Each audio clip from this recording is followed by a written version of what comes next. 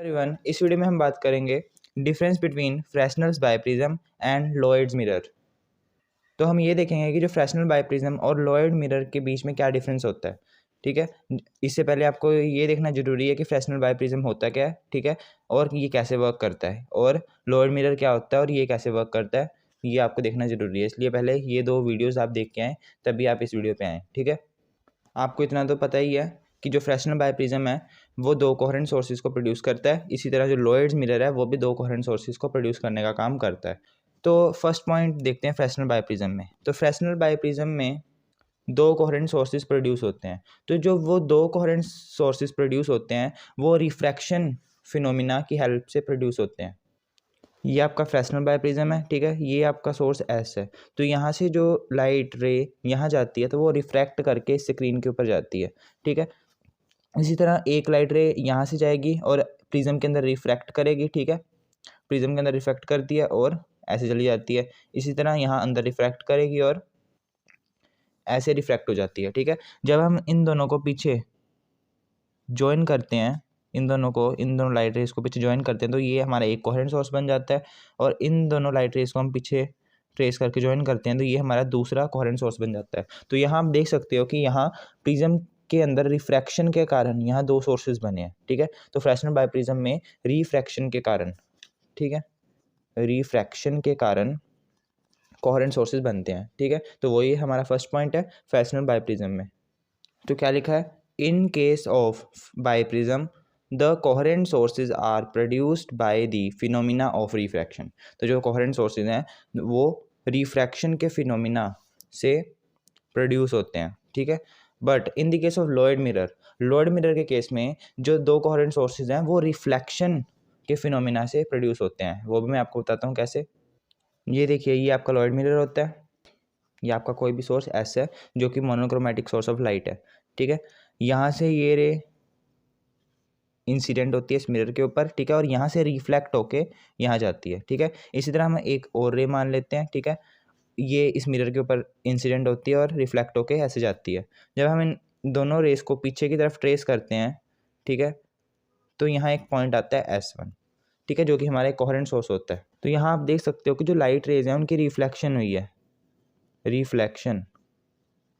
ठीक है, इस रिफ्लेक्शन के कारण एक तो हमारा जो सोर्स था ही वो है, ठीक है, और एक जो हमारा बना है रिफ्लेक्शन के कारण S1। तो ये दोनों सोर्स कोहेरेंट सोर्सेज की तरह एक्ट करते हैं। किसके कारण ये बने हैं, रिफ्लेक्शन के कारण। ठीक है, तो वही हम लिखेंगे, in case of Lloyd's mirror the coherent sources are produced by the phenomena of reflection. Reflection के फिनोमिना से हमारे कोहेरेंट सोर्सेज बनते हैं in the case of Lloyd mirror. ठीक है, सेकंड पॉइंट देखते हैं फ्रेस्नेल बाइप्रिज्म का। सेकंड डिफरेंस देखते हैं, फ्रेस्नेल बाइप्रिज्म के केस में जो आपकी जीरो ऑर्डर फ्रिंज होती है उसके दोनों साइड डार्क और ब्राइट फ्रिंजेस देखने को आपको मिलती हैं। देखिए कैसे, जैसे कि यहाँ ये आपकी सेंट्रल फ्रिंज है यहाँ, ठीक है, जो कि आपकी ब्राइट फ्रिंज होती है। सेंट्रल फ्रिंज आपकी ब्राइट होती है, इसके आसपास आपको डार्क ब्राइट ऐसे मतलब फ्रिंजेस देखने को मिलती हैं, और ऐसे ही इसकी नीचे वाली साइड में भी ऐसे आपको फ्रिंजेस देखने को मिलती है। ठीक है, तो दोनों साइड आपको डार्क और ब्राइट फ्रिंजेस देखने को मिलती है, और जो सेंट्रल फ्रिंज होती है वो क्या होती है, ब्राइट होती है। ठीक है, लोयड मिरर के केस में हमें स्क्रीन के ऊपर सेंट्रल फ्रिंज मिलती ही नहीं है, पर जब हम इस स्क्रीन को इस पॉइंट के पास लेकर आते हैं, मिरर के इस वन एंड की ओर लेकर आते हैं, तब हमें यहाँ एक फ्रिंज देखने को मिलती है जो होती है डार्क फ्रिंज। ठीक है, और इसके ऊपर हमें पैटर्न देखने को मिलता है, इंटरफेरेंस पैटर्न, पर नीचे हमें पैटर्न देखने को नहीं मिलता। ठीक है, ये मैंने आपको लोअर मिरर जब मैंने करवाया था उसमें मैंने आपको बताया भी था ऐसा क्यों होता है कि हमें यहाँ डार्क फ्रिंज क्यों मिलती है और ऊपर ऊपर पैटर्न क्यों मिलता है। ठीक है, और जब ये दूर होती है इस एंड से ये स्क्रीन, तब इसके ऊपर कोई पैटर्न हमें देखने को क्यों नहीं मिलता। ठीक है, ये सब मैंने बता रखा है। तो लोअर मिरर के केस में यहाँ हमें डार्क फ्रिंज, सेंट्रल फ्रिंज जो होती है हमारी वो डार्क होती है। ठीक है, और इसका जो पैटर्न है वो हमें हाफ ही देखने को मिलता है। ठीक है, जो ये हमारा हमारा जो ये पैटर्न होता है, जो डार्क और ब्राइट फ्रिंजेस जो हमें देखने को मिलती हैं, ठीक है, इंटरफेरेंस पैटर्न जो होता है हमें हाफ ही देखने को मिलता है। ऐसे हमें मिलनी चाहिए ना फ्रिंजेस, ऐसे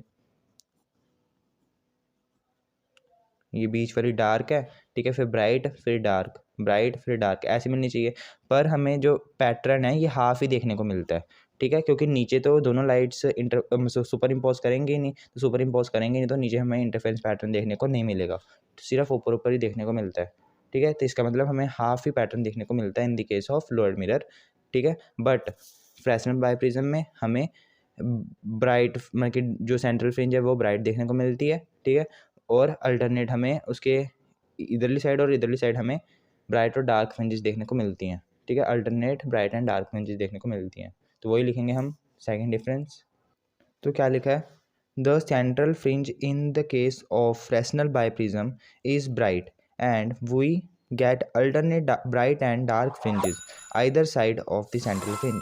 जो सेंट्रल फ्रिंज होती है फ्रेस्नेल बाइप्रिज्म के केस में, जो सेंट्रल फ्रिंज होती है पॉइंट ओ पे, ठीक है, वो क्या होती है, ब्राइट होती है। ठीक है, और उसके ऊपर की तरफ और नीचे की तरफ हमें either side of the central fringe हमें ब्राइट और डार्क फ्रिंजेस देखने को मिलती हैं अल्टरनेट।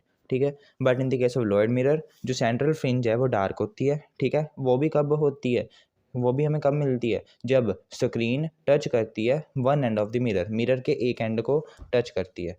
ठीक है, तो वही लिखा है the central fringe is dark when screen touches one end of the mirror and we observed less than half pattern, और हमें जो वो पैटर्न देखने को मिलेगा, ठीक है, उसके ऊपर या नीचे वो हमें क्या मिलेगा, हाफ मिलेगा। ठीक है, सेंट्रल फ्रिंज के आसपास जो हमें पैटर्न देखने को मिलता है वो लेस देन हाफ मिलता है, हाफ से भी हमें लेस देखने को मिलता है।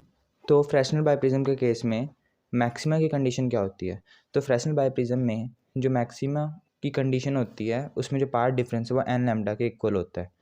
ठीक है, और मिनिमा के केस में कंडीशन ऑफ मिनिमा का केस में क्या होता है, जो आपका जो पार्ट डिफरेंस होता है वो odd multiple of lambda by 2 होता है, that is 2n+1 into lambda by 2 होता है। ठीक है, तो ये कंडीशन ऑफ मैक्सिमा होती है इन the case of Fresnel biprism, और कंडीशन ऑफ मिनिमा ये होती है इन the case of Fresnel biprism. ठीक है, कंडीशन ऑफ मैक्सिमा क्या होती है लोअर्ड मिरर के केस में, उस केस में क्या होती है, जो पार्ट डिफरेंस होता है वो क्या होता है 2n+1 लैम्डा बाई 2। ठीक है, जो कि फ्रेस्नेल बाइप्रिज्म का उल्टा है। ठीक है, फ्रेस्नेल बाइप्रिज्म में ये कंडीशन मिनिमा की थी, पर लोअर्ड मिरर में ये कंडीशन मैक्सिमा की है। ठीक है, ये मैंने आपको बताया भी था ऐसा क्यों होता है लोअर्ड मिरर के केस में। कंडीशन ऑफ मिनिमा,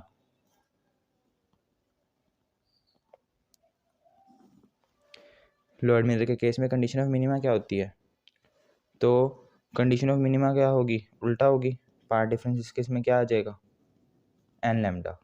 ठीक है, ठीक है, यहाँ क्या था 2n+1, सॉरी यहाँ क्या था मिनिमा की कंडीशन में 2n+1 लैम्डा बाई 2, और यहाँ क्या है एन लैम्डा। ठीक है, लोअर्ड मिरर में। ठीक है, तो ये आपका था थर्ड डिफरेंस, ये फ्रेस्नेल बाइप्रिज्म की कंडीशन थी मैक्सिमा और मिनिमा की, और ये लोअर्ड मिरर की कंडीशंस थी मैक्सिमा और मिनिमा की। ठीक है, फोर्थ देखते हैं डिफरेंस। देखिए, फ्रेस्नेल बाइप्रिज्म में आपके पास जो ये दो कोहेरेंट सोर्स आते हैं S1 एंड S2, ये दोनों कोहेरेंट सोर्स की जो इंटेंसिटी होती है लाइट की वो क्या होती है, सेम होती है, मतलब कि ये इक्वल इंटेंसिटी की लाइट को क्या करते हैं, एमिट करते हैं। ठीक है, but in the case of lowered mirror जो आपका जो ये वर्चुअल सोर्स है, ठीक है, S1, इसकी जो इंटेंसिटी होती है वो इस सोर्स से क्या होती है, कम होती है। ठीक है, इसकी इंटेंसिटी कम होती है, ठीक है, as compare to real source of monochromatic light. ठीक है, तो यही डिफरेंस है आपका फोर्थ।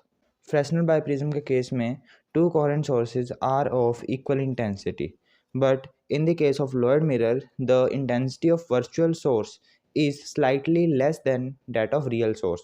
ठीक है, मतलब कि जो लोअर्ड मिरर के केस में जो इंटेंसिटी होती है वर्चुअल सोर्स की वो कम होती है रियल सोर्स से। फिफ्थ पॉइंट देखते हैं। देखिए, जब आप मोनोक्रोमेटिक सोर्स ऑफ लाइट की जगह जब आप वाइट लाइट का यूज़ करते हो तब उस केस में जो आपको सेंट्रल फ्रिंज मिलेगी वो आपको वाइट और ब्रॉड मिलेगी। ठीक है, जी, हम लोअर्ड मिरर के केस में मोनोक्रोमेटिक सोर्स ऑफ लाइट को वाइट लाइट से रिप्लेस कर देते हैं, तो उस केस में जो आपको आपकी जो सेंट्रल फ्रिंज आएगी वो डार्क ही आएगी। ठीक है, और वो क्या होगी, नैरो होगी, बहुत मतलब कि नैरो होगी। ठीक है, तो ये था लोअर्ड मिरर के केस में और ये था फ्रेस्नेल बाइप्रिज्म के केस में। ठीक है, तो ये थे आपके differences between Fresnel biprism and the lowered mirror. ठीक है, इसके बाद आपका एक ही टॉपिक रह जाता है स्टोक्स लॉ, जो हम नेक्स्ट वीडियो में करेंगे, और इसके बाद ये आपका चैप्टर कंप्लीट हो जाएगा। ठीक है जी, आपको इस वीडियो के नोट्स चाहिए तो आप इस वीडियो के डिस्क्रिप्शन बॉक्स में जाकर उन नोट्स को मतलब कि डाउनलोड कर सकते हो। ठीक है, वहाँ आपको इन नोट्स का लिंक गिवन है। ठीक है, थैंक यू फॉर वॉचिंग।